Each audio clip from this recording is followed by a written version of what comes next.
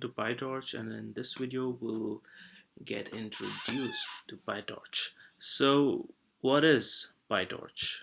I think I googled it somewhere. What is Pytorch? So to answer this, I just googled the question because that's what you should do if you have questions. Pytorch is an open source machine learning library based on the Torch library used for applications such as computer vision, NLP, uh, and all the most of the things related to deep learning, machine learning, and PyTorch.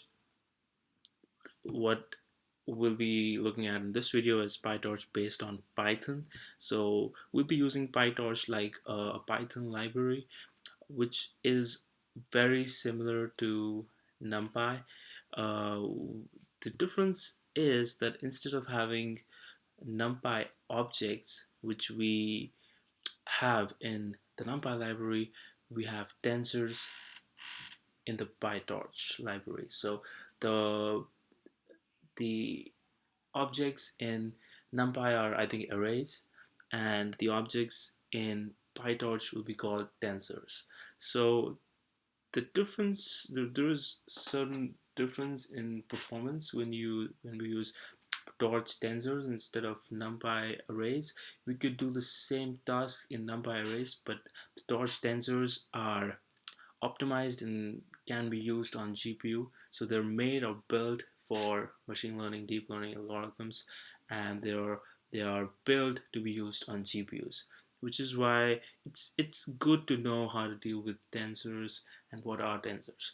But for most purposes, what I think is a very good definition of PyTorch, or a very good working definition of PyTorch, is that PyTorch is just NumPy. For those of you familiar to NumPy, PyTorch is just NumPy for, well, basically just NumPy. So everything you can do in NumPy, you can do in using the Torch library. And using the Torch library, you could also do the operations in NumPy using NumPy and then convert the NumPy array to Torch tensors. But why waste time doing that? And some operations, if you use Torch tensors, they are parallelized on GPU, so they're much faster than doing NumPy. And remember, NumPy only works on the CPU. So if you're running deep learning algorithms on GPU, then you'd have to create a NumPy array on the CPU, do operations on the CPU, copy them to the GPU, and then convert them to tensors, or convert them to tensors and then copy them to GPU, and then do the operation. So these are extra steps that you could avoid if you were more confident and conversant in using PyTorch and Torch tensors, which is why I would recommend getting to know the different functions in the Torch library, the basic math functions that NumPy has. Actually, what you find is that most of the functions that are in the NumPy library are most of the functionalities that can be found in the PyTorch library, at least the ones you'll need when using or when implementing deep learning models. So, for a quick introduction, the way to learn about these Torch tensors is I just go on the PyTorch documentation page. So this is the PyTorch documentation page. How you reach this is go to pytorch.org. So this is pytorch.org. This is the main website. Go to docs. So this is the documentation, and then yeah, that's it. You have PyTorch documentation. So what we're looking at is the most basic thing. What we're looking at is learning about Torch. Yeah, so it's still loading up, but yeah, these are the different topics there are.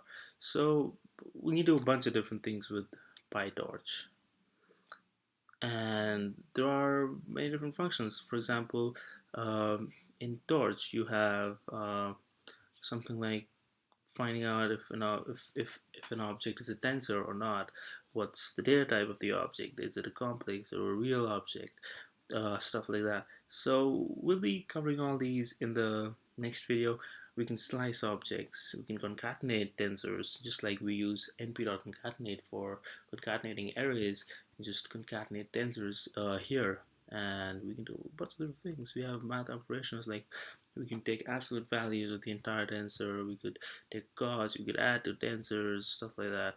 So the thing is that these operations are GPU optimized. You could just add two tensors, but then those operations will not take place in the GPU. So they will not be as fast if you're using huge arrays.